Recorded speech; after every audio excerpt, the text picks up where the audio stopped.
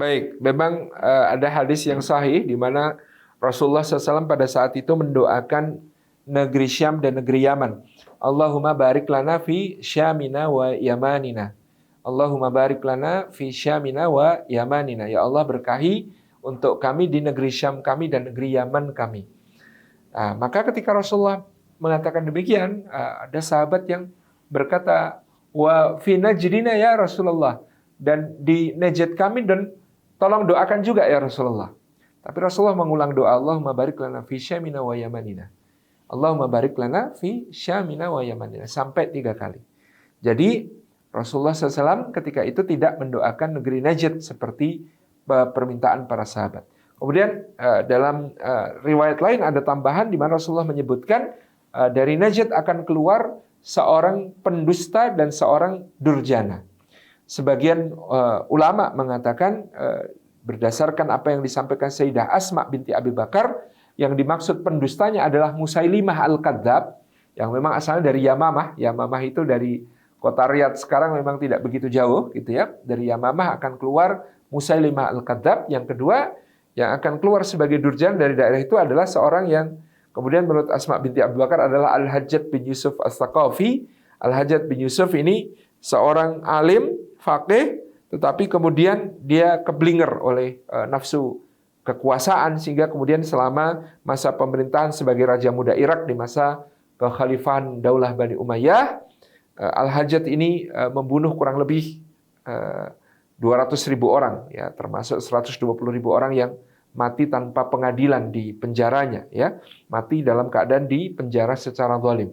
120.000 orang ini bahkan mencakup beberapa sahabat Rasulullah SAW seperti Abdullah bin Zubair dan lain-lain, dan juga mencakup para ulama-ulama tabi'in seperti Sa'id bin Jubair dan lain-lain. Jadi ini katanya menurut Asma binti Abu Bakar sudah keluar, ya, pendustanya adalah Musailimah Al-Kadzab, nabi palsu, sementara durjananya, fujarnya, ya, penjahatnya itu adalah seorang yang bernama Al-Hajjaj bin Yusuf As-Saqafi. Umar bin Abdul Aziz pernah mengatakan tentang Al-Hajjaj bin Yusuf As-Saqafi, kalau semua umat dan bangsa membawa penjahat mereka yang paling hebat masing-masing dengan kebanggaan, dan kemudian kita membawa Hajjaj satu orang saja, kita bisa mengalahkan mereka semua. Gitu. Jadi kita Bani Umayyah bawa Hajjaj satu orang, itu bisa mengalahkan semua penjahat dari semua umat dan semua bangsa. Gitu. Kata Umar bin Abdul Aziz rahimahullah ta'ala. Jadi ini memang keadaan seperti itu.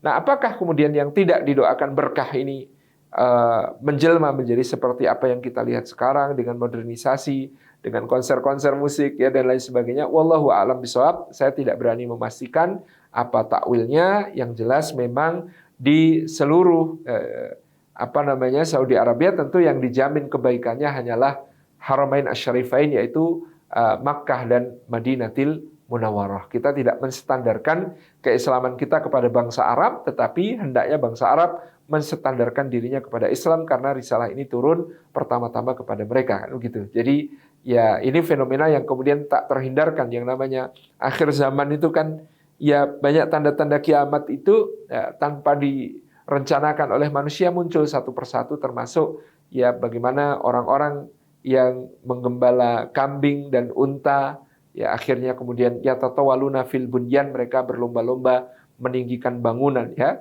dari Burj Khalifa di Dubai sampai kemudian menara yang akan dibangun di Riyadh dan lain sebagainya.